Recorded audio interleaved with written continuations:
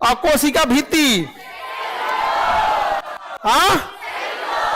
कोशिका झिल्ली सेल्यूलोज की बनी होती है।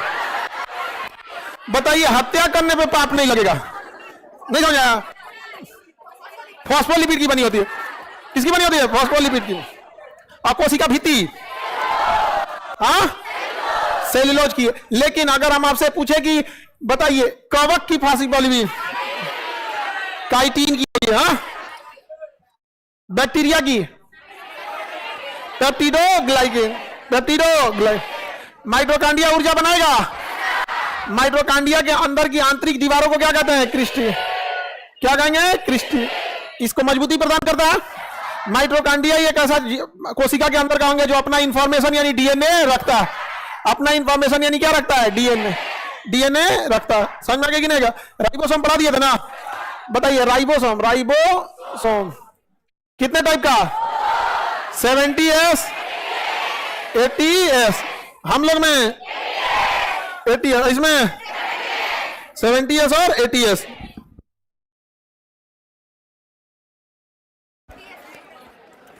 जितने छोटे सब जाएंगे 70S में जाएंगे, ठीक है? छोटे छोटे फंगस वगैरह 70S में जाएंगे, बाकी बड़े सब किस में जाएंगे? 80S में। आप लोग को मटेरियल मिल गया, पीडीएफ दिया ना? 70S 80S लिखा है।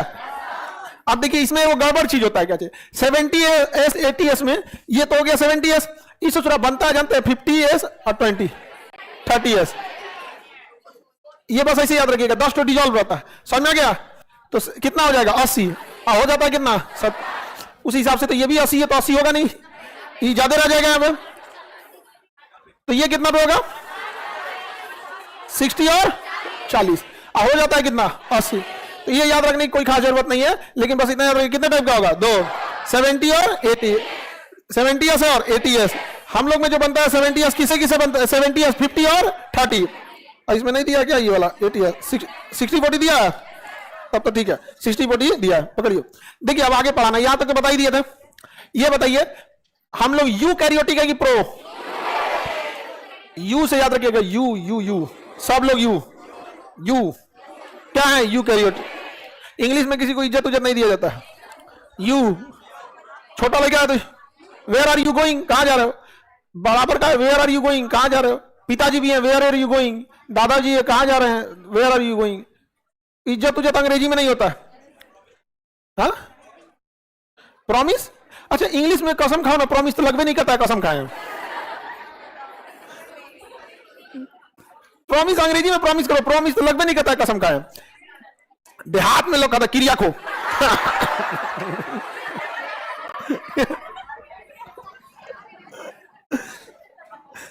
समझते हैं हम लोग आगे? ये हो गया 70S और 80S। ये दोनों प्रोटीन बनाते हैं। ज्यादा प्रोटीन बनाएगा 80S। हम हैं यूकैरियोट, क्या बनाएगा? 80S। तो हमारे पास राइबोसोम है कौन वाला? 80S। हमारा राइबोसोम ये जो छोटा माइटोकांड्रिया है ना, इतना बड़ा खचरा है कि बिना बतैले चुरवा के 70S अपने लिए पर्सनल यूज के लिए रखा है।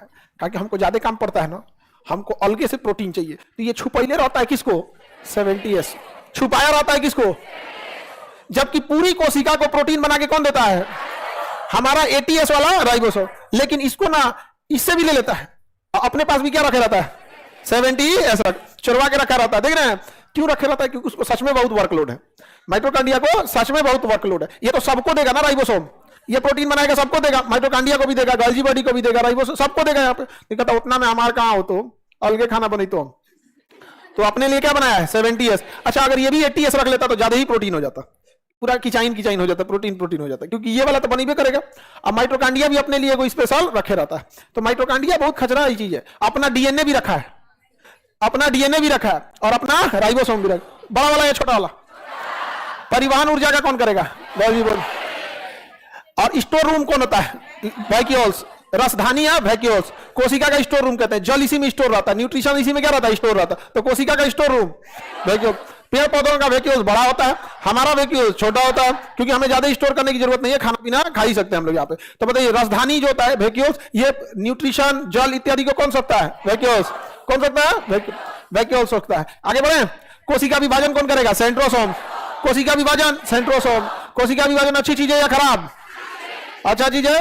और अगर कोशिका विभाजन नहीं होगा तो चीजें ठीक नहीं होगी। ब्रेन में कोशिका विभाजन होता है सबसे तेजी से लीवर, सबसे तेजी से लीवर, कोशिका विभाजन सबसे तेजी से हो गया लीवर में। आगे बढ़े ना, किसी को कोई दिक्कत नहीं ना। इसी कोशिका में एक होता है एंडोप्लाज्मिक रेटिकुलम, ईआर बोलते हैं, endoplasmic reticulum, endoplasmic reticulum ER बोला जाता है उसे। ये रहा, देखिए शकल देखिए ईआर का, ये क्या है एंडोप्लाज्मिक रेटिकुलम। अब ये तो इतना बड़ा तो होता है, इतना बड़ा तो कोशिका नहीं होता है, ये तो हम जूम करके बता रहे हैं ना आप लोग को। देखिए ध्यान से, ये क्या है एंडोप्लाज्मिक रेटिकुलम, ये दिख रहा है पीला टाइप का है, पीला टाइप का दिख रहा है ना। अब एक बात बताइए, ये जो कोशिका है, ये कोशिका तो पचक भी सकता है, नहीं पचक सकता है, तो दो ही चीजें पचकने से बचाने के लिए, या तो उसमें हवा भर के टाइट कीजिए या तो पिलर लगा के टाइट कीजिए। बलून नहीं पचकता है, हवा भरा, हवा भरा, तो इसको पचकने से बचाना है कि नहीं। देखिए सबसे खचरा माइटोकांड्रिया था, अपने पचकने से बचने के लिए क्रिस्टी नामक दीवार रखा था, अपना काम करने के लिए अपना डीएनए रखा था, अपना प्रोटीन बनाने के लिए 70S रखा था अपने आप में सब। ये हमेशा ये समझिए कि अंग्रेज टाइप का है सब, सारा चीज अलगा रहने वाली विचारधारा है सबकी। यानी अगर इसको अलगे फेंक दिया जाए ना तो अपना तो ऊर्जा बनाइए लेता है, बचल प्रोटीन बनाइए लेगा, काम क्या करना है डीएनए है इसके पास, समझा क्या नहीं, पचकेगा ये नहीं, क्यों क्रिस्टी के द्वारा। तो कोशिका के अंदर सबसे खचरा कौन होता है, खचरा नहीं मतलब आप उसे कह सकते हैं कि अलगे रहने वाला सब, नहीं समझे। अच्छा कितना दिन बाद अलगे रहने के लिए बोला जाता है आप लोग को नहीं पता है। अरे बाप रे बाप, ब्याह हुआ बोला कि 1-1.5 साल बाद कि 6 महीना बाद, 6 महीना, कितना साल ऐसे एक आदर्श समय कितना माना जाता है। आते 1 आध साल बाद क्या हो जाता है, अलगा होने लगता है सब। आगे बढ़े तो देखिए एंडोप्लाज्मिक रेटिकुलम जो है ये कोशिका के बीच में रहता है और इस कोशिका के अंदर पिलर का काम करता है, कोशिका के अंदर पिलर का काम, और कोशिका को पचकने नहीं देता है। ये कोशिका के अंदर खड़ा करता है, इसे रखता है एकदम कटप्पा का काम करता है, एकदम रोक के रखता है, पचकना नहीं चाहिए कोशिका। तो एंडोप्लाज्मिक रेटिकुलम को कोशिका के अंदर का कंकाल कहते हैं। कंकाल हमें पचकने नहीं देता है, इसलिए देखिएगा ना अगर हम लोग इसे दबाए लोग यहाँ पे तो रिप्स जो होता है ना पसली दबने नहीं देता, किसी को पीठ दबाइएगा तो दबा दीजिएगा तो दबने नहीं देगा, और वही पसली नहीं देगा दांत को दिले पचका दीजिएगा, समझा गया कि नहीं। आप किसी का पीठ दबाइए दबवा लेगा, अपनी पेट दबाइए ना, दबा रहे पेट क्यों, कभी सुने किसी से पेट दबाते हुए, पेट को मला जाता है वहां पे, किसी का आंत वगैरह में कोई गड़बड़ हो जाता है तो मालिश वगैरह किया जाता है यहाँ पे, तो किसी का पेट ऐसे दबाया जाता है, क्या है कंकाले नहीं है उसमें, कंकाल नहीं है तो सेफ्टी नहीं देगा, हाथ दबा सकते हैं क्योंकि अंदरवा कंकाल है वो सेफ्टी दे देता है, जहां कंकाल नहीं है वो सेफ्टी नहीं देगा। जैसे आंख में कंकाल नहीं है, सुने किसी का आंख दबा देते हैं हाँ? अंदर चल जाएगा अरे दादा वो चल गिलो अंदर खींच रहे हैं यहाँ पे, तो कंकाल कराना जरूरी है कि नहीं। अब कोशिका कितनी छोटी होती है दिख भी नहीं सकता, इसे एकदम छोटा सा कोशिका निकालेंगे और सोचिए कितना खचरा है कोशिका, अपना सारा व्यवस्था लेके बैठा है। खाना कौन बनाया इसका, माइटोकांड्रिया, प्रोटीन बनाया राइबोसोम, स्टोर रख लिया वैक्यूल्स, परिवहन का काम किया गोल्जी बॉडी, अब पचकने से बचा लेगा एंडोप्लाज्मिक रेटिकुलम, अंतः प्रदत्त जालिका, एंडोप्लाज्मिक रेटिकुलम हिंदी में अंतः प्रदत्त जालिका, अंतः प्रदत्त जालिका। किसी को दिक्कत तो कोशिका को पचकने से बचाता है एंडोप्लाज्मिक रेटिकुलम। इस एंडोप्लाज्मिक रेटिकुलम का एक हिस्सा एकदम स्मूथ होता है, क्या होता है, जो वसा को स्टोर करता है। किसे स्टोर करता है, वसा मतलब चर्बी, चर्बी जहां चर्बी रहेगा ऑयली चीज रहेगा, चर्बी, चर्बी फैट, फैट को कहां रहता है, स्मूथ वाले पे फैट रहना जरूरी है कि नहीं। वसा फैट घी जो रहता है कहां रहता है, स्मूथ वाले पे। ये देखिए ये रफ है, एकदम रफ है ना, यही है राइबोसोम, ये जो दाना दाना दिख रहा है ना ये सब क्या है सर, राइबोसोम। तो राइबोसोम कहां रहता है, एंडोप्लाज्मिक रेटिकुलम। बताइए ये कौन वाला होगा, 80S या 70S, और चुपके से बैठा रहता है 70S, कहां पे, माइटोकांड्रियम। हल्ला करता है कहीं, अगर हल्ला करेगा तो गुस्सा आ जाएगा कि हमारे रहते हुए सौतन की जरूरत, समझा, दोनों सौतन है सब ना, 70 और 80S क्या है, सब सौतन है सब, समझ में आ गया कि नहीं आ गया। तो मार हो जाएगा यहाँ पे, नहीं हो जाएगा, कुल मिल के मार देगा किसको, माइटोकांड्रिया को, कहेगा भागा इसको यहाँ पे, तो चुपके से उसे बतियाते रहता है। कौन, माइटोकांड्रिया, याद रहेगा ना। बताइए गोल्जी बॉडी का काम, गोल्जी बॉडी स्टोरेज, देखियो कोशिका विभाजन, कोशिका विभाजन सेंट्रोसोम। कंकाल का काम एंडोप्लाज्मिक रेटिकुलम, स्मूथ एंडोप्लाज्मिक और रफ एंडोप्लाज्मिक, स्मूथ और रफ, स्मूथ के पास फैट, स्मूथ के पास फैट, और रफ के पास राइबोसोम, और राइबोसोम क्या बनाता है? Protein, ribosome protein. एक बार क्वेश्चन पूछा था कि एंडोप्लाज्मिक रेटिकुलम के किस भाग से प्रोटीन की प्राप्ति होती है? तो रफ, रफ के भाग से। और वसा की प्राप्ति स्मूथ, वसा की प्राप्ति स्मूथ, स्मूथ। समझा क्या? बताइए, क्वेश्चन कहेगा कि एंडोप्लाज्मिक रेटिकुलम के टूटने से या बिखरने से क्या मिलेगा? राइबोसोम। इसको ढक ऐसे झाड़ दीजिएगा इसे, तो क्या गिर जाएगा इससे? मिल गया राइबोसोम, उसी के ऊपर चिपका हुआ है। समझा कि नहीं आ गया? आगे बढ़े।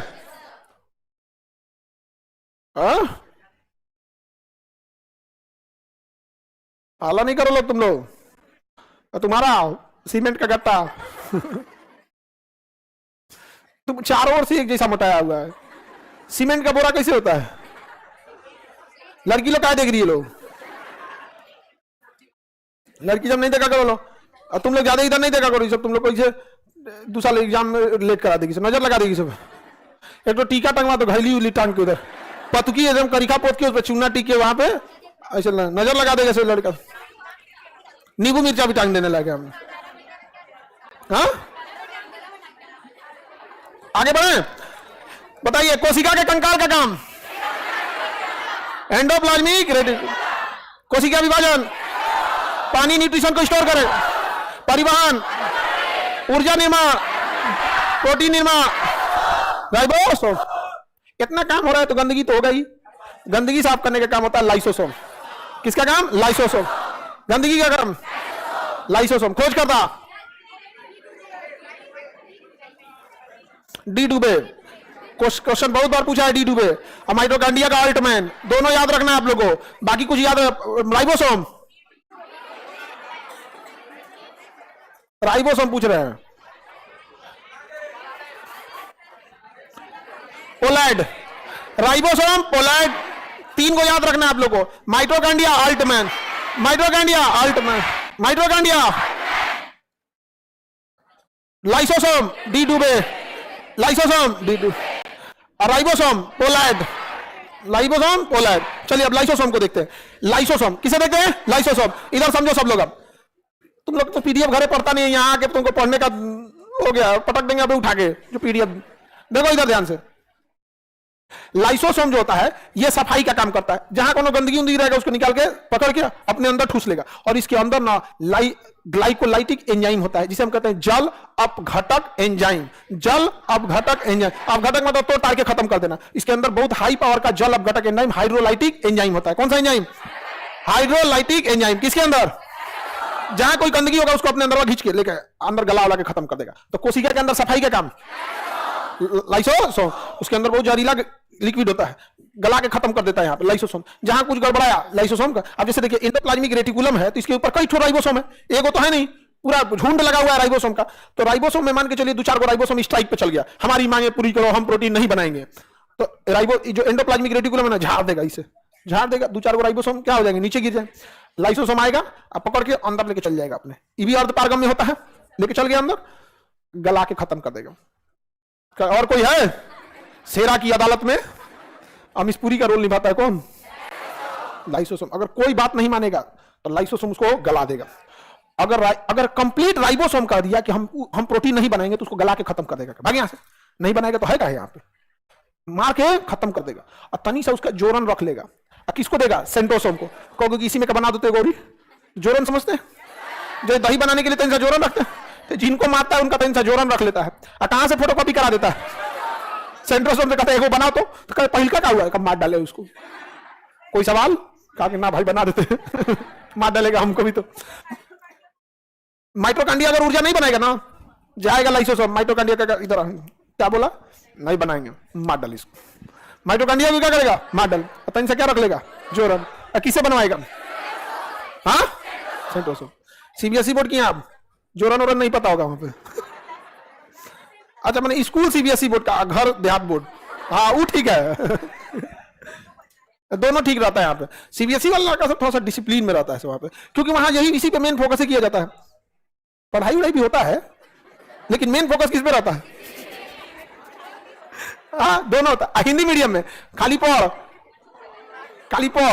डिसिप्लिन घरे सीख लिए नहीं, सीबीएसई बोर्ड का विद्यार्थी पानी उनी पीने जाता है तो पूछ के जाता है। हम लोग सरकारी स्कूल में तो चल दिए मास्टर पिछला गेट से आदमी निकल दिया यहाँ पे। तो लाइसोसोम समझ में आ गया कि नहीं? अच्छा, क्या होगा अगर सब यूनियन बना ले? ईआर कहे कि हम काम नहीं करेंगे, सेंट्रोसोम कहे हम भी काम नहीं करेंगे, वेक्यूल्स कहे हम स्टोर नहीं करेंगे, ये कहा परिवहन का काम करके थक गए, हम नहीं बनाएंगे ऊर्जा, क्या प्रोटीन नहीं बनाएंगे, और सब चिढ़ाने लगे से लाइसोसोम बता बता बता अब क्या होगा बताओ। लाइसोसोम को आएगा गुस्सा, कहेगा कि हमारा बात नहीं मानेगा, कहेगा नहीं मानेंगे, आजादी चाहिए। तो लाइसोसोम भड़क जाएगा, गुस्सा हो जाएगा एकदम, कहा कि तुम लोग हमारा बात नहीं मानते हो। लाइसोसोम बिचवा में आएगा, अपने आप को फाड़ लेगा इसे, और उसके अंदर क्या भरा हुआ था? जल अपघटक एंजाइम। अब पूरी कोशिका मर जाएगी, पूरी कोशिका। तो क्या दिक्कत है? हमारे शरीर में कोशिकाओं की कमी है, अरबों खरबों कोशिका है। सरसों के दाना बराबर में तो 1000 को कोशिका आ जाएगी, सरसों के दाना बराबर में 1000 कोशिका आ जाएंगी। तो वो मरिए गया तो क्या दिक्कत? जैसे मारे ना हाथ पे, तो इसमें कम से कम 3-4 हजार कोशिका मर गई होंगे सब। समझ में आ गया कि नहीं? 3-4 हजार कोशिका मर गए होंगे सब। 10 मिनट के अंदर 3-4 हजार बन के तैयार भी हो जाएगा, तुरंत बन जाते हैं सब। देखिए, छोटा चीज बनाने में टाइम नहीं लगता है, बड़ा चीज बनाने में टाइम लगता है। समझ में आ गया कि नहीं आ गया? अब जैसे मान के चले आपको आटा का लोई बनाना है, आपको भड़का दिया, धाए देखो बना देंगे। आपको पता चला सब्जी में 1 लोटा नमक झोंक के चल गया नाश गया तब तो यहाँ पे। तो जितना छोटा चीज आएगा फटाक से बन जाएगा, कोई दिक्कत? तुम क्या बोलती है उसको? कोकिला बेल मार दो तो उसको बमनी, ज्यादा मत मार, धंस जाएगी उधर। अपने नहीं देख रही है वहां पे, देखो ना कुपोषण बीमारी चैप्टर में पढ़ाएंगे, मेरेस्मस, प्रोटीन की कमी से, उसमें राइबोसोम ये नहीं है लग रहा है। हाँ, मैं दोपहर पाता था मुझे राइबोसोम ये नहीं है। बताइए, आत्महत्या की थैली किसे कहेंगे? लाइसोसोम से कोई दुश्मनी लेना चाहता है, काहे फाड़ लेता है उसे आत्महत्या की थैली, या कोशिका का परमाणु बम, कोशिका का परमाणु बम कोशिका का सफाई करता है। लेकिन अगर सारे लोग बवाल कर दिए तो समझ आ गया? दोनों लड़की लोग बतियाओ नहीं, इधर से पीला कपड़ा जेसीबी बतियाओ नहीं, और अपने साथे को सहेली रखे, छज्जा वाला दांत ज्यादा मत बतियाओ। क्लास हो रहा है, पहले क्लास करो। एक जेसीबी है, एक दांत है।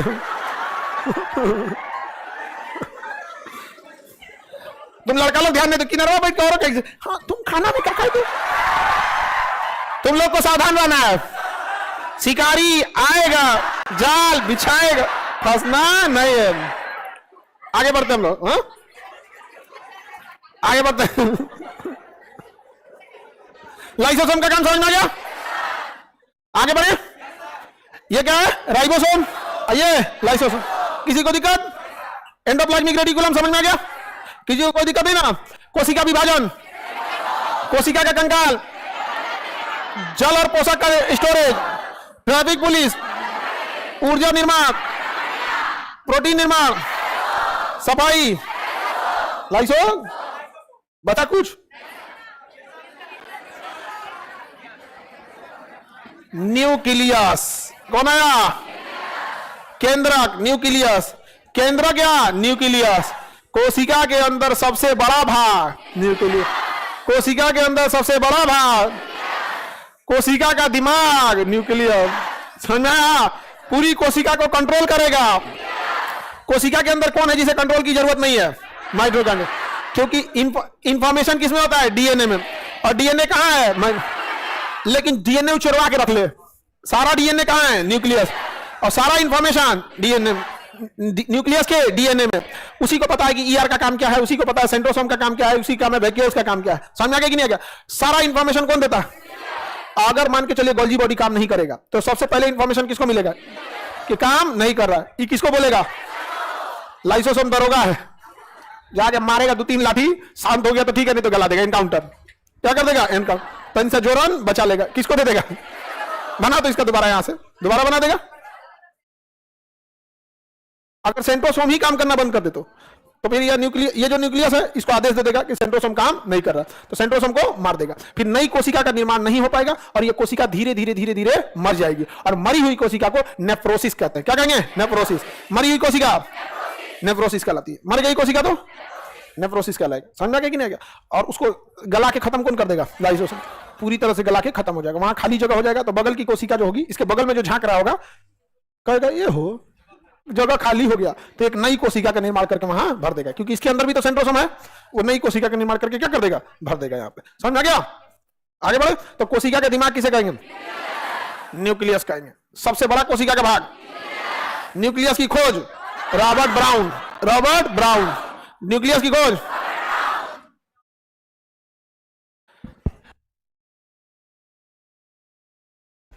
देखिए याद रखने का तरीका समझिए, न्यूक्लियस मतलब बीज, एकदम बीज, बीज का हिस्सा, बिया। और ज्यादातर फलों का बिया ब्राउन कलर का मिलेगा आपको। कटहल का बिया ब्राउन, लीची का बिया ब्राउन, आम का बिया ब्राउन, मतलब ब्राउन होता है जब तक उसमें आमवा तनिषा छोड़ के देखिएगा तो पीला ही दिखेगा, सूखने के बाद क्या हो जाएगा, ब्राउन।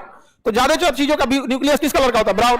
तो न्यूक्लियस की खोज Robert Brown, nucleus Robert Brown. Lysosome de Duve, ribosome Palade, mitochondria Altmann, Golgi body Camillo Golgi, Camillo Golgi. याद रहेगा?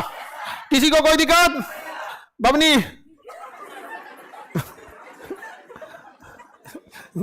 जेसीबी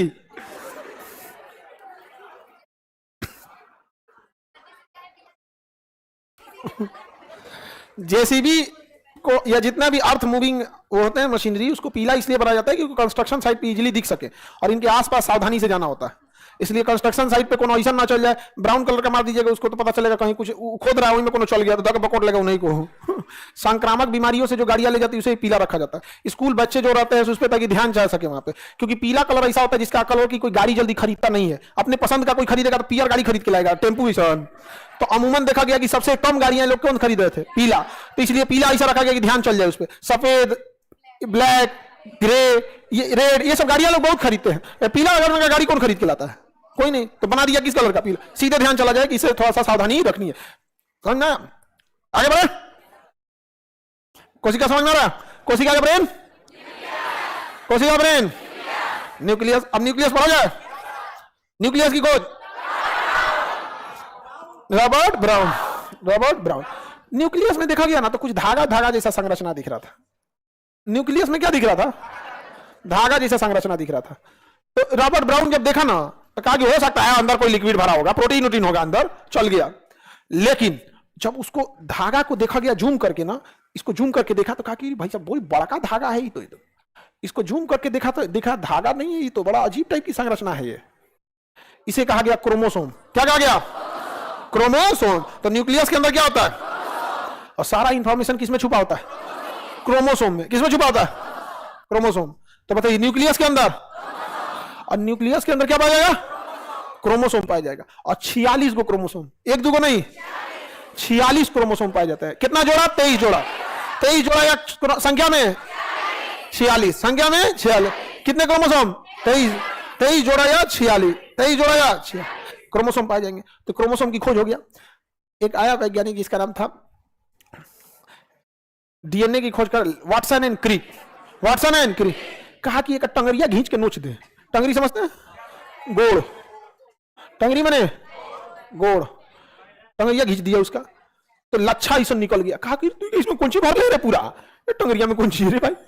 तो इसके पूरा अंदर का कुछ ना कुछ गुलियाल गुलियाल था, नोच दिया उसको। कौन, वाटसन एंड क्रिक। नोचा तो कहा कि अरे ये तो है क्रोमोसोम। क्या है, क्रोमोसोम। क्रोमोसोम का जब हम टंगरी नोच देते हैं तो वह हो जाता है डीएनए, वो होता है डीएनए। तो कहा गया कि क्रोमोसोम तो बाहर का खोखला पार्ट है, मेन पार्ट क्या है, डीएनए। तो बताइए सारा इंफॉर्मेशन क्रोमोसोम के पास या डीएनए के पास। हालांकि क्रोमोसोम भी सही हो जाएगा।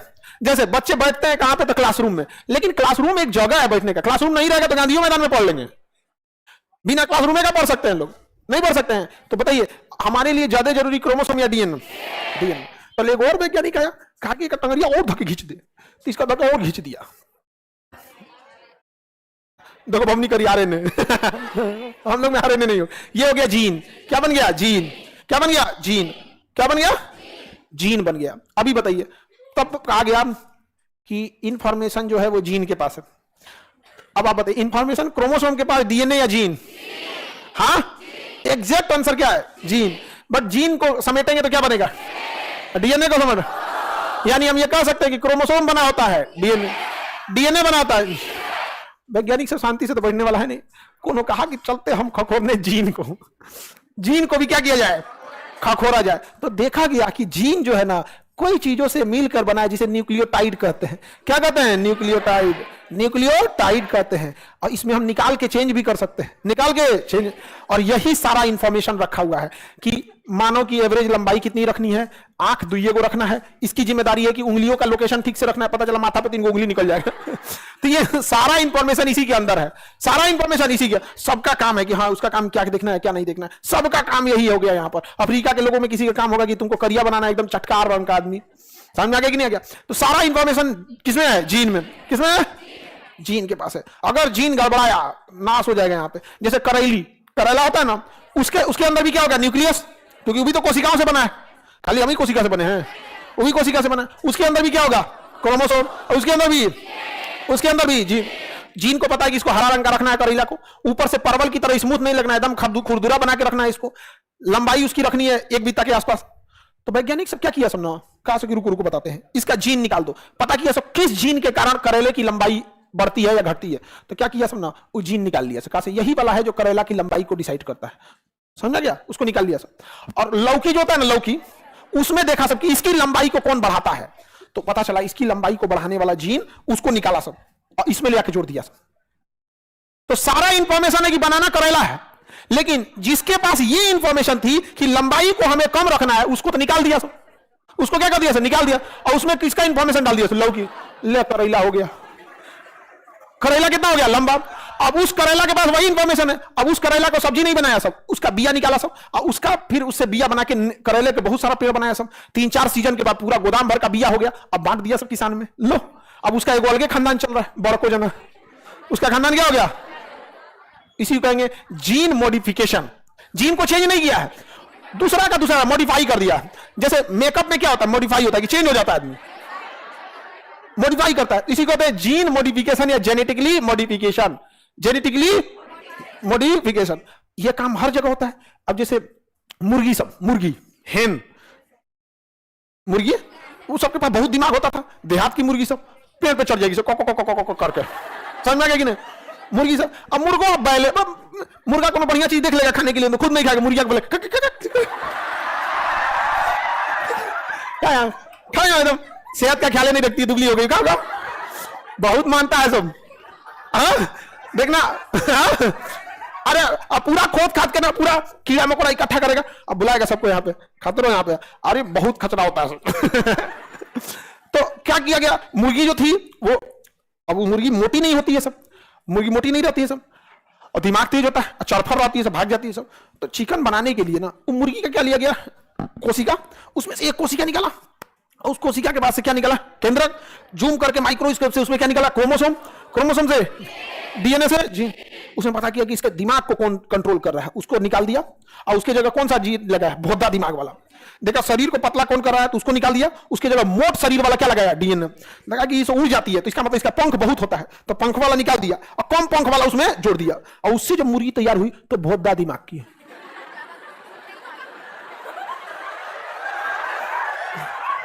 और उससे फिर अंडा निकाला, बच्चा निकाला। जब वो एक अच्छी खासी संख्या हो गई तब उसको बढ़ा दिया और मार्केट में उतार दिया। तो मार्केट में जो सफेद रंग की गोरकी मुर्गियां मिलती है सर, बैल होती है पूरा यहाँ,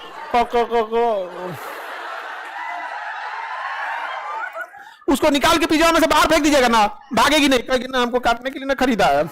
काटो जी काटो, हाँ काटो। उसको क्या बना दिया? भोदा बना दिया। क्या बना दिया? भोदा। और मीट के काम में आ गया, क्या हो गया? भोदा हो गया। यहाँ पे भारत सरकार ने कहा कि ये जितना प्रयोग करना है आदमी पे, किसी को नहीं करना है, तो आदमी को भोदा बना देगा। कितना अजीब लगेगा। हाँ आगे बढ़े तो जेनेटिकली मॉडिफाई हम लोग पे अलाउ है? हाँ नहीं है यहाँ पे। तो मुर्गी को क्या बना दिया? भोदा। और उड़ नहीं पाएगी वो, देखिएगा ना, उड़ नहीं पाते। और जो भी मुर्गी पाला जाता है ना, इतना भोदा बना दिया, इतना भोदा बनाएगी, उसको पालने में दिक्कत हो गया। तो उसका जो ठोड़ होता है ना, ठोड़, तो जब मुर्गी खरीद के ला जाता है ना, तो एक कटर होता है, नेल कटर टाइप का बड़े साइज का, उसको डाल के उसका चोचवा काट दिया जाता है आगे से। ठोड़, उसको ठोड़ काटने में ना, वो नाखून की तरह ठोड़ होता है, उसमें कोई सेल नहीं होता है। ज्यादा काट दीजिएगा, जैसे नाखून एक लेवल तक काटेंगे तो दर्द नहीं करेगा, अब कचकचा के काट देंगे तब दर्द करने लगेगा यहाँ पे। उसी तरह उनका ठोड़ का जो अगला नोकीला भाग होता है ना, उसको काट के मुर्गी पालन जब किया जाता है काट दिया जाता है। नहीं तो भोदा होते हैं सब, सुतल रहेंगे, भूख लगा कोच देगा, पता चला कोनो को घाव हुआ है ना, ओकर कोच देगा यहाँ पे। कोच कोई में एगो बीमार पड़ल है ना, तो कोच कोच खा जाएगा सब यहाँ पे। इसलिए उसका ठोड़ को भोथर बना दिया जाता है। भोथर समझते हैं? बोथर मतलब क्या होता है? Not sharp, not sharp. उसका शार्प होता है तो धक बोथा बना देता, नहीं तो दूसरे का कोच के खा जाएगी, सब मार डालेगा। नोकीला नहीं रहना चाहिए। क्या है? मतलब मुर्गी भोदा हो गई होगी तो मुर्गा खुश हो गया होगा, मुर्गा भी भोदा हो गया। अरे वो जो भोदी मुर्गी होगी, जब उसका अंडा निकला होगा उसमें कुछ मुर्गा होगा कुछ मुर्गी होगी, तो मुर्गा भी भोदा, मुर्गी भी भोदी, मुर्गा मुर्गी दोनों भोदा।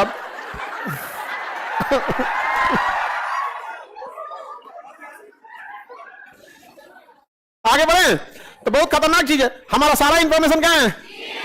हाँ, जीन के पास है। कभी अगर गलती से इंफॉर्मेशन चेंज हो गया तो आदमी जब पैदा होगा तो कुछ इंफॉर्मेशन गड़बड़ हो जाएगा। तो जब भी कोई बच्चा जन्म लेता है तो उसके माता पिता का सारा डीएनए जीन आपस में मैच करके एक स्वस्थ बच्चे को जन्म देता है। लेकिन कभी कभी ऐसा होता है ना कि जो मैचिंग का टाइम होता है उसमें एक आध जीन वगैरह कुछ मिस हो जाते हैं। तो देखिएगा किसी बच्चे का आंख ही नहीं है, कहीं होठे कटल हुआ है, यहाँ पे देखिए ऊपर वाला होंठ कटल रहा है, या फिर मंगोलाइट हो जाएगा, भोदा हो जाएगा अलग टाइप का, या कभी कभी कुछ एक्स्ट्रा आ गया, बायोलॉजिकल चेंज, कभी गलती से कुछ क्या आ जाए एक्स्ट्रा आ गया तो 3 गो आंख हो जाएगा, पूंछ हो जाएगा, 6 गो आंगूर हो जाएगा, छांगूर हो जाएगा, 6 गो उंगली हो जाएगा, 6 तो। आप में से क्या लोग छांगूर है? इसमें कौन सा बड़ी बात है? छांगूर तो नॉर्मल बहुत लोग होते हैं, एको नहीं है। आपका है कितना उंगली है? कहाँ है जी? अच्छा अंगूठा, अमूमन अंगूठे से ही निकलता है, समझ में आ गया कि नहीं? यहां से आगे बढ़े।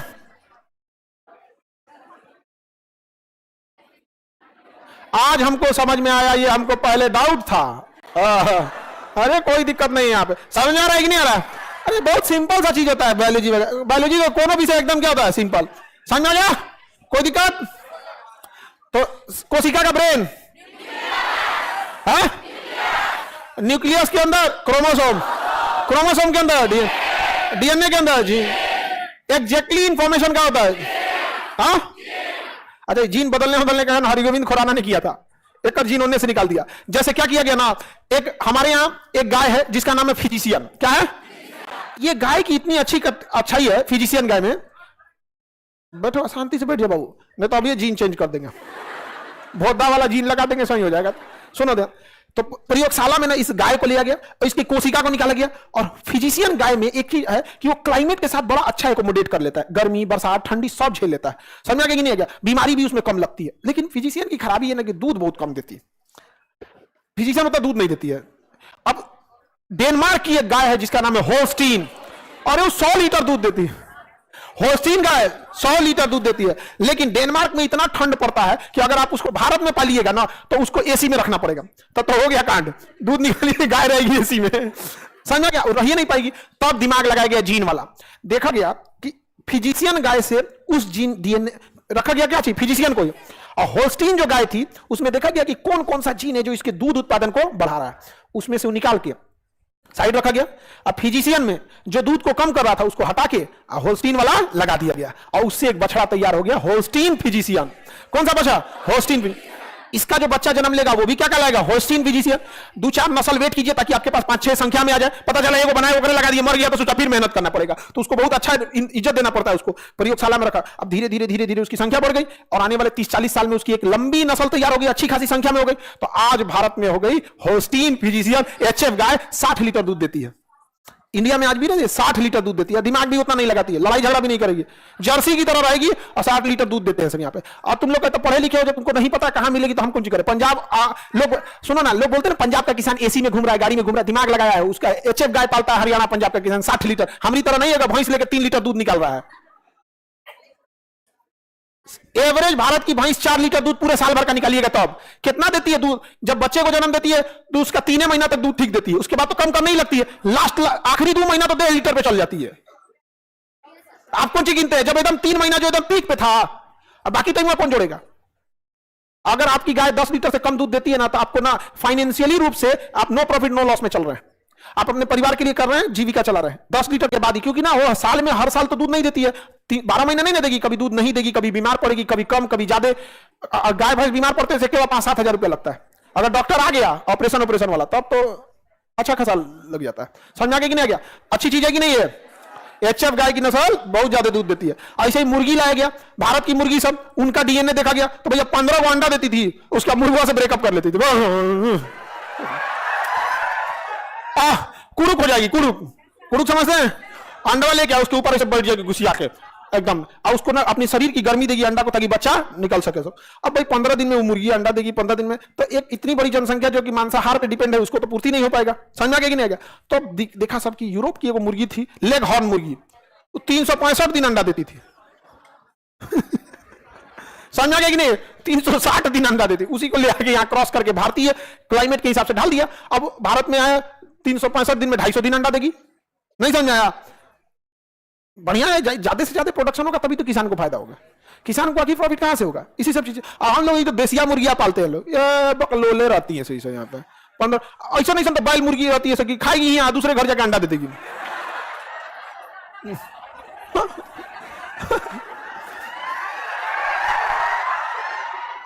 तो हित्ती चुकी दिमाग लेके मुर्गी के बाद दिमाग, भारत का आदमी जब ले अंडा नहीं देगा खोलबे नहीं करेगा, देखता अंडा दे लो, नहीं दे लो, बन गए, अंडे नहीं दे, वो चिल्लाएगा, सुबेरे का बैच निकल गया, खोल दो, को नहीं खोलेगा। 11-12 बजे जब अंडा देगी तब चिल्लाएगी, दे दे लो रे, खोल दिया गया। तब आदमी खोल के जाओ यहाँ से, बिना अंडा दिए जाएगी, जाओ यहाँ से। अब तो मुर्गा टेंशन में रहेगा, अयो हाँ पत्थर की मुर्गियां नहीं आई आज। समझ गया? अब आगे पढ़ेंगे हम लोग डीएनए आरएनए के बारे में।